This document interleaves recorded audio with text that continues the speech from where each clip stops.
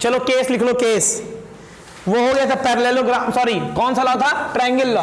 तो पैरेललोग्राम जानते हो लॉ, तुम लोग होमवर्क कर लेना, सुनो पैरेललोग्राम होमवर्क कर लेना, दोनों में से कोई एक ही पूछा जाएगा, ठीक बाबू, पैरेललोग्राम लॉ होमवर्क कर लेना। केस नंबर 1, केस नंबर 1, अगर मान लो थीटा बराबर 0 डिग्री ले लें, क्या ले लें, थीटा बराबर 0 डिग्री, तो आर बराबर आ जाएगा under root A square plus B square plus 2ab और कॉस 0, और कॉस 0 की वैल्यू कितनी 1, तो आ जाएगा r is equals to under root A square plus B square plus 2ab, जो कि किसका फॉर्मूला बन गया, a प्लस बी का होल स्क्वायर, तो under root a plus B का होल स्क्वायर, ये कैंसिल आउट हो गया, r बराबर क्या प्रूफ हो गया, a प्लस बी, लो देखो प्रूफ हो गया। और a और b क्या था, वेक्टर था, ठीक है, किसी किसी बुक में p q भी लिखा रहेगा, ठीक है, किसी किसी बुक में एक जगह p लिख देंगे और कॉमा q लिख देंगे, तो वो समझ लेना अपने हिसाब से। अब दूसरा नंबर केस ले लेते हैं हम लोग, कोई बोलेगा नहीं, क्लास के समय कोई नहीं बोलेगा, ठीक। केस नंबर 2 ले लो, 180 डिग्री, कितना ले लो, 180 डिग्री। केस जब थीटा बराबर 0 लिए थे, इसका मतलब क्या हो गया कि वेक्टर ए और वेक्टर बी कैसा है, सेम डायरेक्शन में, किसमें है, सेम डायरेक्शन में, किसमें है, सेम डायरेक्शन में। अब की बार थीटा बराबर क्या ले लेंगे, 180 डिग्री ना, थीटा बराबर 180 डिग्री ले लें, अपोजिट, तो चलो निकालते हैं, r is equals to under root A square plus B square plus 2ab cos 180, और कॉस 180 की वैल्यू कितनी, -1, कितनी होती है बाबू, कितनी होती है कॉस 80 की वैल्यू, -1, कॉस 80 की वैल्यू होती है 180 की -1। ग्राफ नहीं पढ़े क्या मैथ्स में, ग्राफ नहीं पढ़े क्या साइन कॉस टैन का, पर उसमें पता चलता है ना बेटू, -1, ठीक है, तो रख दोगे सारी वैल्यू,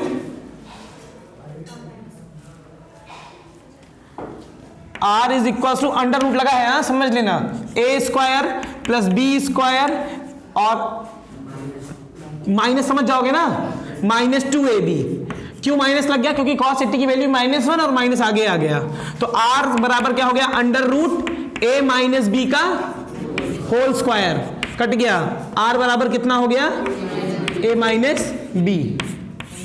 अब थीटा बराबर 90 डिग्री ले लो, क्या ले लो, केस नंबर 3, थीटा बराबर 90 डिग्री, केस नंबर 3, पुष्कर पढ़ रहे हो ना, प्लीज पढ़ते रहना। तब क्या हो जाएगा, चलो तो जब थीटा बराबर 90 डिग्री ले लोगे तो r बराबर हो जाएगा अंडर रूट, ठीक, अंडर रूट लगा है a square plus B square plus 2ab cos 90 की वैल्यू 0, कितनी 0, तो ये पूरा टर्म कितना हो गया 0, क्योंकि 0 से मल्टीप्लाई करोगे तो सब क्या हो जाएगा 0 हो जाएगा, क्यों पुरुषोत्तम। फिर r बराबर हो जाएगा तुम्हारा under root a square plus B square, लो ये आ गया, ये केस खत्म हो गया, ठीक है, न्यूमेरिकल तो लगाऊंगा नहीं। अब टॉपिक डालो resolution of vectors, resolutions of vector, topic डालोगे resolutions of vector, resolutions of vectors. आज पहले अब ना पढ़ाई बहुत ना आसान हो गई है, हर जगह मिल जाएगी, आप इंटरनेट खोलो, जियो वालों ने तो एक काम बढ़िया कर दिया, इंटरनेट अच्छा देने लगे, सस्ता भी देने लगे, तो आप कहीं से भी पढ़ सकते हो, आप किसी भी कोने में हो, ठीक है, ये काम तो बहुत अच्छा हो गया ना, पहले पढ़ने के लिए कितना दिक्कत होती थी। रिजोल्यूशन ऑफ वेक्टर्स, ठीक है, वेक्टर्स के रिजोल्यूशन समझ लो, मान लो 3 डायरेक्शन होती है, X axis, Y axis, Z axis, ठीक है, तो एक्स एक्सिस में आई कैप, वाई एक्सिस में जे कैप और जेड एक्सिस में के कैप, उसके यूनिट वेक्टर्स हैं, क्या है, यूनिट वेक्टर्स,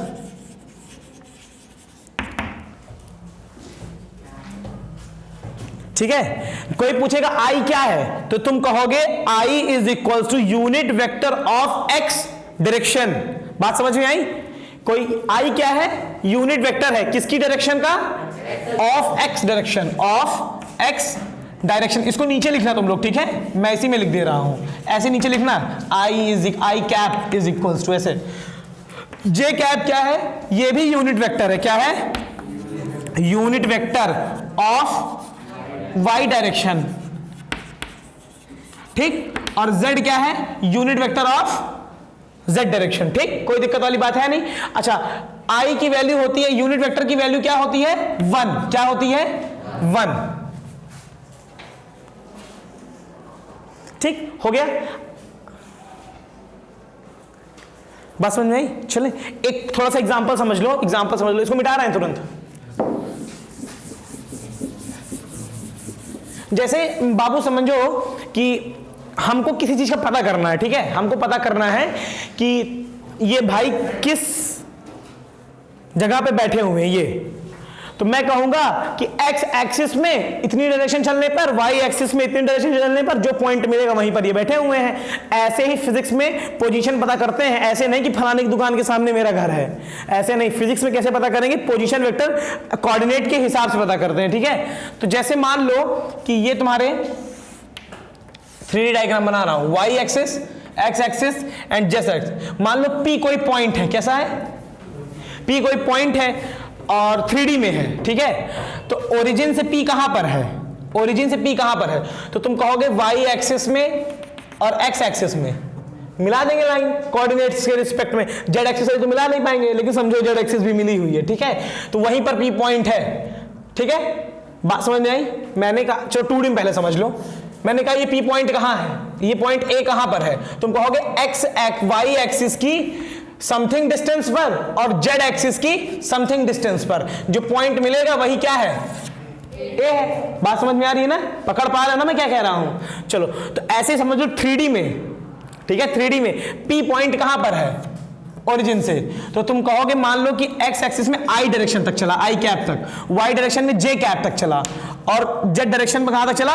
के कैप तक चला। तो ओपी बराबर हो जाएगा तुम्हारा, ओपी जो पार्टिकल है ओरिजिन से पी कहां तक है? एक्स एक्सिस की आई डायरेक्शन तक प्लस वाई एक्सिस की जे डायरेक्शन तक और प्लस जेड एक्सिस की के डायरेक्शन तक। यहीं पर है क्या? ओपी।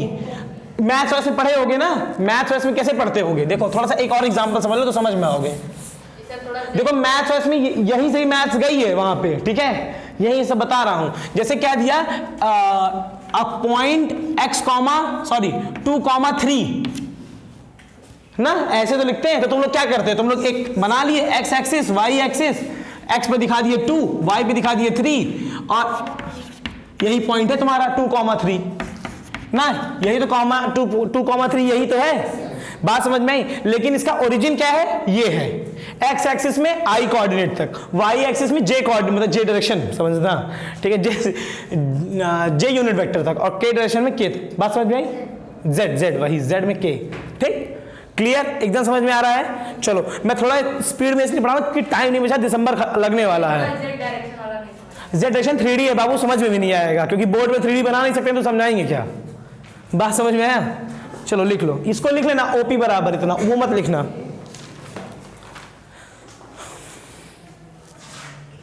चलें अब टॉपिक डालोगे rectangular component. Rectangular component, rectangular component, जो रेक्टेंगुलर कंपोनेंट है नहीं सबसे ज्यादा प्रोजेक्टाइल में यूज होगा। किसमें होगा? प्रोजेक्टाइल में। लिख नहीं रहे हो क्या बाबू?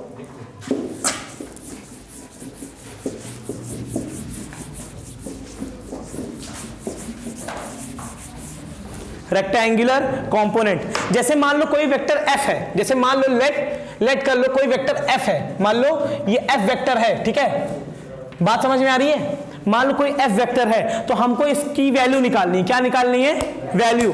तो हम क्या करेंगे? इसके ओरिजिन से या यहां से इसके टेल से एक सीधी लाइन खींचेंगे, ठीक, और एक मतलब एक वर्टिकल खींचेंगे और एक हॉरिजॉन्टल कंपोनेंट। तो ये f का क्या हो गया?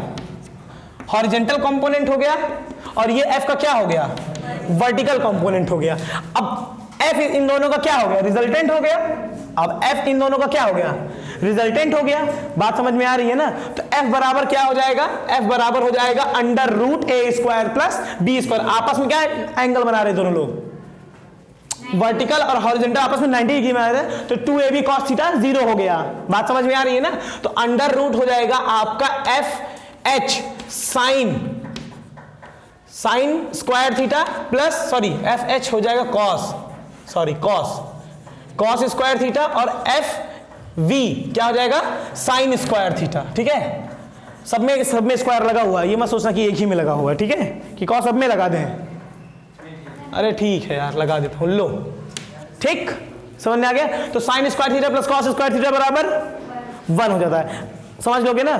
चलो, ये इसका हो गया रेक्टेंगुलर कंपोनेंट। बात समझ में नहीं आई? समझ लो, एक फोर्स है, मान लो एक एफ वेक्टर है, ठीक है, जो कि दिया हुआ है। तुम वो निकालोगे कैसे? उसके टेल से तुम एक वर्टिकल कंपोनेंट खींच दोगे और एक हॉरिजॉन्टल कंपोनेंट खींच दोगे। ठीक, फिर ये एफ इन दोनों का क्या हो गया? रिजल्टेंट हो गया। और अभी ट्रायंगल लॉ से पढ़े, अभी तुरंत आर बराबर क्या होता है? Under root A square plus B square plus 2ab होता है। तो यहां पे एफ बराबर क्या हो जाएगा? A square plus B square plus 2ab। ठीक है, तो 2ab में cos थीटा भी लगता है, तो cos 90 की वैल्यू क्या हो जाएगी? 0 हो जाएगी। बात है, तो f cos square plus fv sine square. cos क्यों लगाए हैं? क्योंकि बेस का रिस्पेक्ट है, और साइन क्यों लगाए? क्योंकि परपेंडिकुलर है। चलो, तो tan थीटा बराबर क्या हो जाएगा? यहां से tan थीटा बराबर इसकी डायरेक्शन क्या हो जाएगी? fv upon fh। ठीक, तो थीटा बराबर क्या हो जाएगा? tan inverse fv upon fh। मैं बड़ा लिखता हूं कि बोर्ड में छोटा है। धन्यवाद।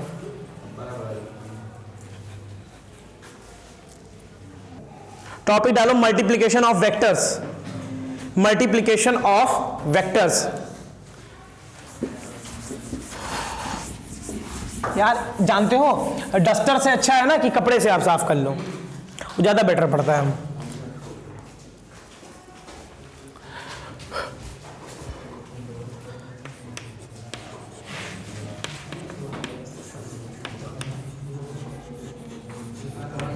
बोलो नहीं, multiplication of vectors series, multiplication of vectors.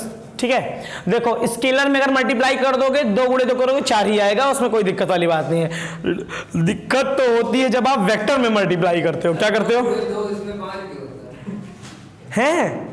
बहुत सही, तुम्हारा इस बार पक्का नीट निकल जाएगा। 2 गुणे बराबर 5 बता रहा है। चलो एक सेकंड, देखो अगर हम स्केलर को मल्टीप्लाई करते हैं तो उसमें कोई डायरेक्शन तो होती नहीं है नॉर्मली।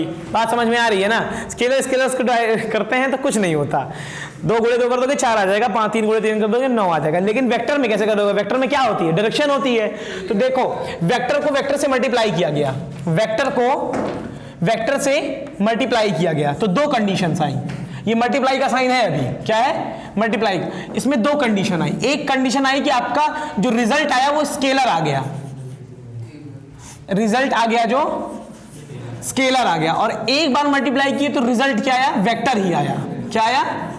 वेक्टर ही आया। तो जिसमें रिजल्ट स्केलर आया तो उसमें बोला गया वेक्टर डॉट प्रोडक्ट। क्या बोला गया उसको? वेक्टर डॉट प्रोडक्ट बोला गया। ठीक, डॉट, एक सेकंड मत बोलो। और जिसमें वेक्टर आ गया उसमें क्या बोला गया? वेक्टर स्केलर प्रोडक्ट बोला गया, क्रॉस प्रोडक्ट, सॉरी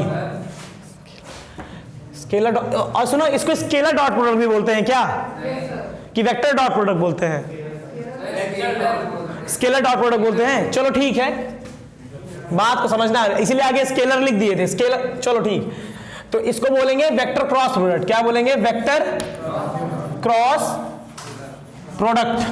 प्रोडक्ट मतलब मल्टीप्लाई, रेट ऑफ चेंज। क्या बोला? Rate of change. ठीक है, तो इसको बोला गया scaler dot product. Scaler dot product मतलब 2 वेक्टरों के बीच में जब स्केलर की क्वांटिटी आएगी, 2 वेक्टरों को जब मल्टीप्लाई किए, स्केलर आ गया, रिजल्ट आपका स्केलर आ गया, तो इसका मतलब वो डॉट प्रोडक्ट से उसको करेंगे। किससे करेंगे? डॉट प्रोडक्ट से। जैसे f dot d is equals to w, और w क्या है आपका? स्केलर। ठीक है, तो ये स्केलर आ गई, ये दोनों कैसी थी, वेक्टर में थी। तो जब इनको मल्टीप्लाई किया गया, जब स्केलर आ गई तो उन्होंने सोचा चलो इसको डॉट से दिखा देंगे। किससे दिखा देंगे? डॉट से दिखा देंगे। बात समझ में आ रही है ना? और कोई बता दो। Velocity is equals to displacement, कुछ और बताओ यार। एक्सेलरेशन नहीं, और कुछ बताओ, एक कोई एग्जांपल बता दो। अरे नहीं, उसमें और कोई एग्जांपल बताओ।